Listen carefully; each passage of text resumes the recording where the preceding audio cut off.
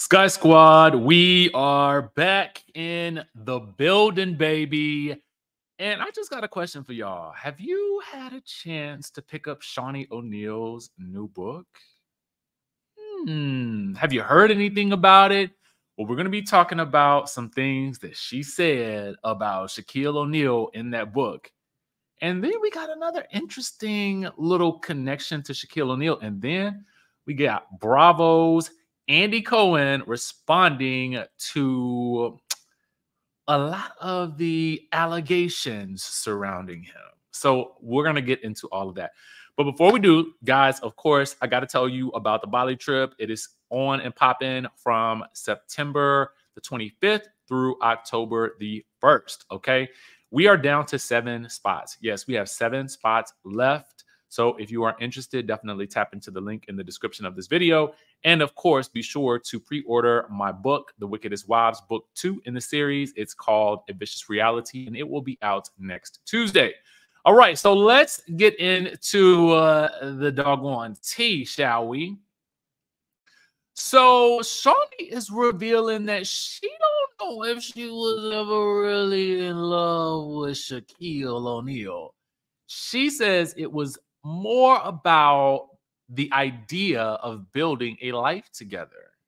And this is coming from her new book, Undefeated, Changing the Rules and Winning on My Own Terms. I actually feel like I want to get this book. Y'all know who else got a really good autobiography, or actually 2 books out that I think are really, really good? It's Gucci Mane. I picked up those 2 books and I was like, wow. Easy reads, definitely just like motivational. Like it was like, I was shocked. Let me know if y'all have picked up either one of these books. I'm interested in knowing, because I might have to pick this up, because I want to know about the behind the scenes of creating basketball wives. I love that stuff. So anyway, one of the things that she says is that I enjoyed those sweet early years being a mom and raising the kids. You know, she says her days were always busy with the kids and family, and every now and again she got to travel or enjoy a little bit of the NBA high life. But invisibly, the marriage was beginning to crumble. She says it was like the beginning of a sickness. Ugh. She didn't immediately recognize the symptoms, but a cold was coming. Shaunie says she was often alone with the kids while he was out doing basketball-related things. He claimed, okay, quote, she says, our chef did all the grocery shopping. His managers paid all the bills. I took care of the kids. So where was he going in the morning, during the day, and at night? No one works out that often. Woo, baby, let me tell you something. I mean, there's the trade-off, I'm assuming, you know, with this lifestyle, right? I mean, if you think about it like this, y'all think like, I mean, listen, I ain't making no excuses for anybody that wants to live like this or whatever like that. Like, if you find yourself, you know, in the arms, run into the arms of the one who loves you, and they are millions and billions of air, then I mean, I feel like, you know, okay, do what you do. You know what I'm saying? But I do feel like sometimes that lifestyle comes with a cost, right? So as we see that playing out here, you know, yes, the chef has done the grocery shopping, which we all loathe to do. At least I do, okay? Yes, somebody else is paying all the bills. I mean, why would I want to do that, okay? So all she's got to do in terms of that level of like routine, she ain't got to worry about those things. But the problem is the man ain't ever at home, according to this. And, you know, I feel like when you get into a relationship and you get into a marriage, I mean, it's so you guys can spend your lives together. And then where is he when the kids are doing these things and having these milestones? Is he away then as well? Like, because then at a certain point in time, if it's not basketball related, then if you're out morning, noon, and night, you're missing out on those moments. So anyway, she then goes on to say that he had an answer for everything. So she was really never able to catch him cheating, despite constantly hearing rumors about it. She says, looking back, I don't know that I was ever really in love with the man, but I was in love with the idea of being married to the man I had a family with. Ooh. She says, I was in love with the idea of building a life together. I truly did enjoy spending time with him. NBA road trips gave me a chance to be with my husband and experience the NBA life for a little while. Now, shout out to the Neighborhood Talk because they also go back to his 2011 memoir. Sorry about that, guys. My phone was ringing. But they do say that he, in this 2011 memoir, that he basically admitted that he had too many options and infidelity ultimately caused them to end their nearly 7-year marriage in 2011. And then he says that Shaunie says, well, excuse me, Shaunie says she left without taking any of his money and started her own business endeavor, Basketball Wives. Then, of course, Shaunie is now married to the pastor, and bada bing, bada boom. Shaquille wished them well during an interview in 2023 while also admitting that he was the one who messed things up. Okay. So just with this making the news today, obviously it is making the rounds, right? So this is making the rounds. So we have an update from Shaquille O'Neal, surprisingly. Okay. So let's get into that, right? Here is what Shaquille O'Neal has to say in response to all of the hullabaloo regarding this situation. Let's get into that real quick. So he responds, I understand. I wouldn't have been in love with me either. Wishing you all the best. Heart emoji, all love, Shaq. I mean, classy response to it. I feel like it shows some level of retrospect, and I feel like it does go a long way towards allowing us to see where they are now. And I think that that's amicable because Shaunie has found her happiness and hopefully Shaquille O'Neal has found his. But that's not the only person that has something, to say about that good Shaquille O'Neal. Because I had not had a chance to really fully dive into this interview You did it as of yet, okay? And I'm not going to play it here because it's not my property. You guys can go on to Carlos King's YouTube page and watch the full interview. I need to sit down and watch the full thing, but I just thought that this through line was interesting with Shaquille O'Neal. Like Shaquille was like, Shaq was Big Mackin', okay? Because Moniece from 11 Hip Hop Hollywood says that he allegedly cheated on her with Roxy Diaz and Hoops from Flavor of Love while they were dating from 2012 to 2016. She says, I was dumped, but I didn't know I was dumped. So she clarifies that this was not during the time when he was with Shaunie. So there is no overlap there. But I guess they had also actually gotten matching tattoos together. Then it popped up with, I guess maybe, I can't remember if she said it was online, but she ended up seeing that or finding out that he was with Roxy. And I think she actually saw him because she recognized a matching tattoo that they had when he was with Hoops, I believe, on vacation.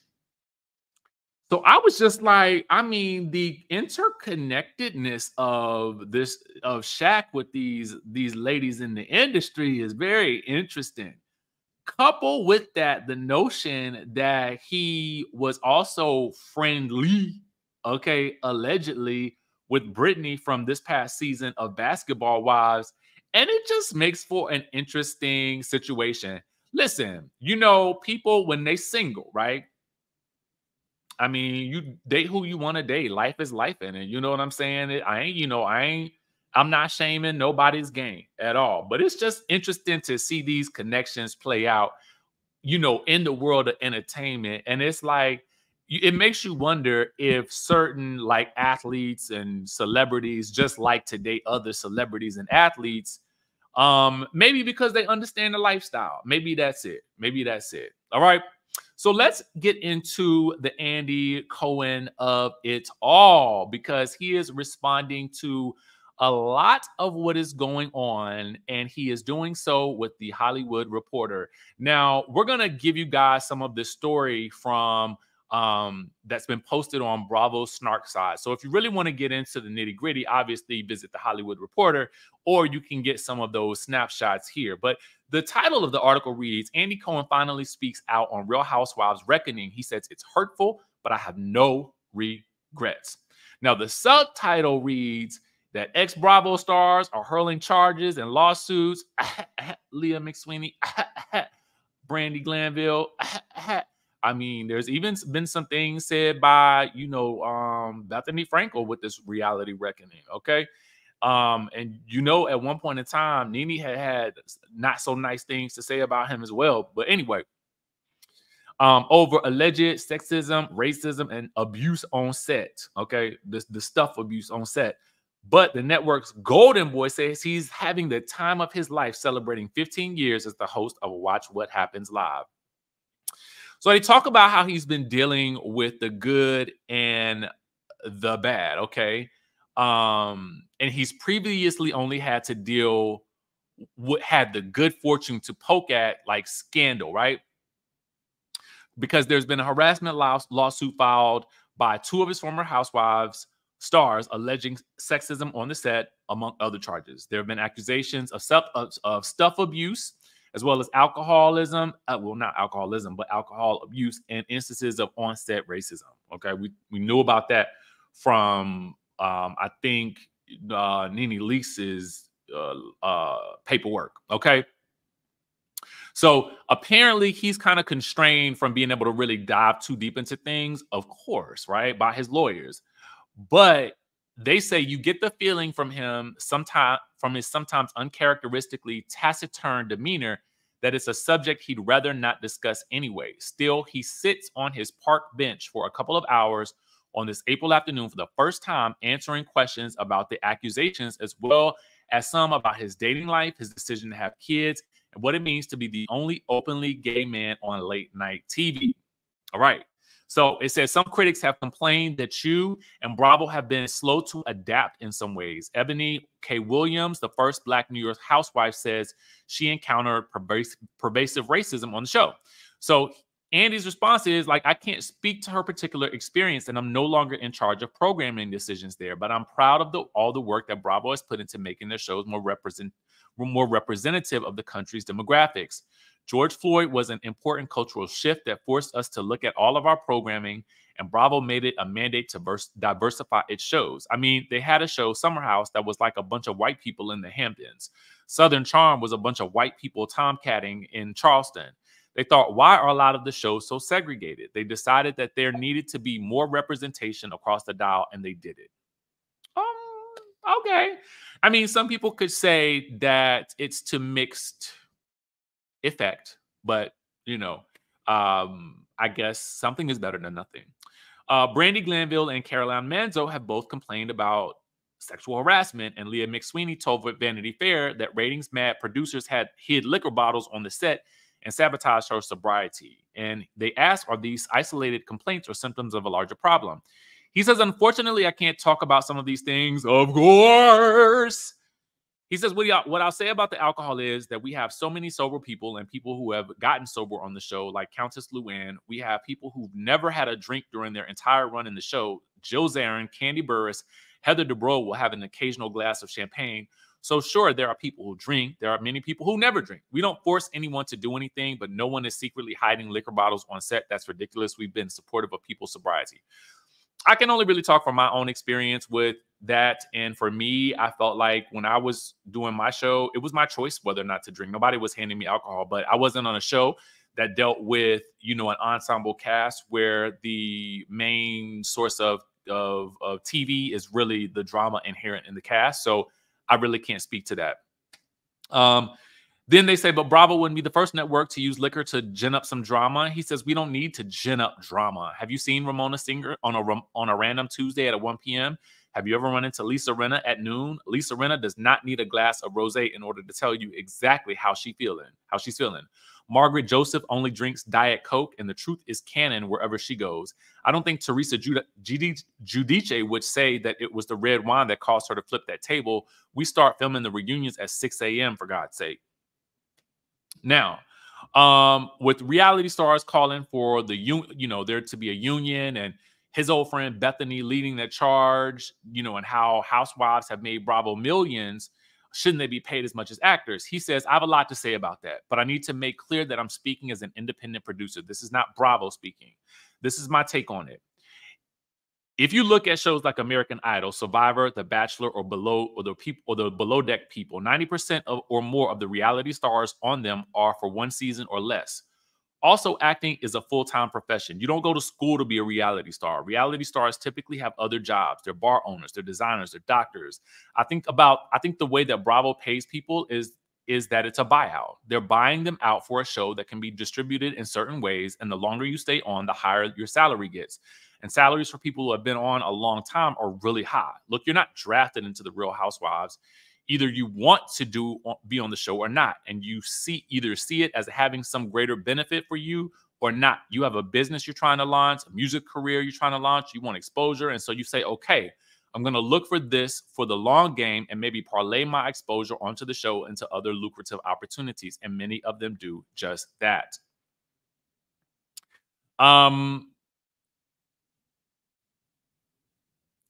When asked if he's felt hurt by the criticism by someone like Bethany, who he's made a millionaire, he says he's a nostalgic person and he appreciates everyone being on the same ride. I mean, I think that the answer here, he says he says that, yes, it's hurtful, but I have no regrets about the way I handled anything. I think everything that happens in your life informs the next thing. That's the way I look at this. I know what the truth is, and I know that how I've conducted myself, and I walk tall every day on that. And there are legions of fans who are passionately devoted to this brand. It's a tonic that helps them get through the pains and obstacles in their lives. When I got on stage at BravoCon, I was just blown away. 35,000 people screaming who came in from all across the globe. It was an intense experience that helped me put all this into perspective. Well, the truth and the reality of this are that several things can be true at once, right? Everyone's experience could potentially be different based on the fact that there are different production companies that work on different shows. And so it would be very difficult to say across the board what is happening on a day-to-day basis within the context of a specific show. It just would be. You would not be able to do that because every production company has its own way of doing things, and you just don't know what's really happening day to day besides what you're getting in the footage on a day-to-day basis. So what I'm saying is I can't discount any of these people's experiences that may be negative, but I can also look at what he's saying from the perspective of someone who is not really clued in to the day-to-day. And if you're not clued into the day-to-day, you don't know what's going on in the day-to-day. And that's just the facts. So I don't know where all of this will eventually lead, but it does look like Andy will continue to stick around the network and be the face of the network. I personally think that they need to diversify the face of Bravo so that should anything occur, they have other people that they've already vetted and are already established and built into the brand, so that if he decides to walk away or something else happens, then they have other people there to bring in order to continue making the ship run. Because if Andy decided to leave today, then what would happen to the network? That remains to be seen. So those are just my thoughts. Let me know what you guys think in the comment section down below. And I will, of course, catch you in the next video.